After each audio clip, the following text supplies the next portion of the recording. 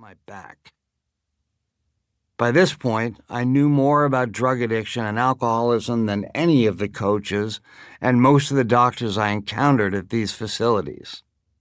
Unfortunately, self-knowledge avails you nothing.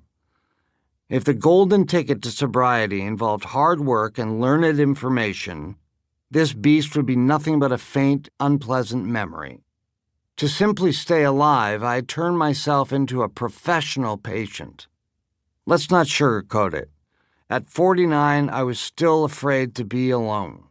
Left alone, my crazy brain, crazy only in this area, by the way, would find some excuse to do the unthinkable, drink and drugs. In the face of decades of my life having been ruined by this, I'm terrified of doing it again. I have no fear of talking in front of 20,000 people, but put me alone, on my couch, in front of the TV for the night, and I get scared. And that fear is of my own mind, fear of my own thoughts, fear that my mind will urge me to turn to drugs as it has so many times before. My mind is out to kill me, and I know it. I am constantly filled with a lurking loneliness, a yearning, clinging to the notion that something outside of me will fix me. But I had had all that the outside had to offer. Julia Roberts is my girlfriend. It doesn't matter, you have to drink. I just bought my dream house. It looks across the whole city. Can't enjoy that without a drug dealer. I'm making $1 million a week. I win, right? Would you like to have a drink? Why, yes, I would, thank you very much. I'd had it all, but it was all a trick. Nothing was going to fix this. It would be years before I even grasped the notion of a solution.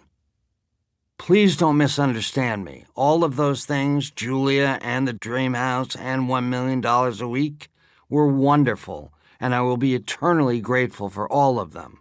I'm the luckiest man on the planet. And boy, did I have fun. They just weren't the answer. If I had to do it all over again, would I still audition for Friends? You bet your ass I would. Would I drink again? You bet your ass I would. If I didn't have alcohol to soothe my nerves and help me have fun, I would have leaped off a tall building sometime in my 20s. My grandfather, the wonderful Alton L. Perry, grew up around an alcoholic father, and as a result, he never touched a drink in his life, all 96 long, wonderful years of it. I am not my grandfather. I don't write all of this so anyone will feel sorry for me. I write these words because they're true. I write them because someone else may be confused by the fact that they know they should stop drinking. Like me, they have all the information and they understand the consequences, but they can't stop drinking. You're not alone, my brothers and sisters. In the dictionary under the word addict, there should be a picture of me looking around very confused. In the sober living house in Southern California, I had a view of West LA and 2 queen-sized beds. The other bed was occupied by my assistant and best friend, Erin, a lesbian whose friendship I treasure because it brings me the joy of female companionship without the romantic tension that has seemed to ruin my friendships with straight women. Not to mention, we can talk about hot women together. I met her 2 years earlier at another rehab where she had been working at the time. I didn't get sober back then, but I saw how wonderful she was in every way and promptly stole her from the sober living rehab and made her my assistant. And she became my best friend. She, too, understood the nature of addiction and would come to know my struggles better than any doctor I'd ever seen.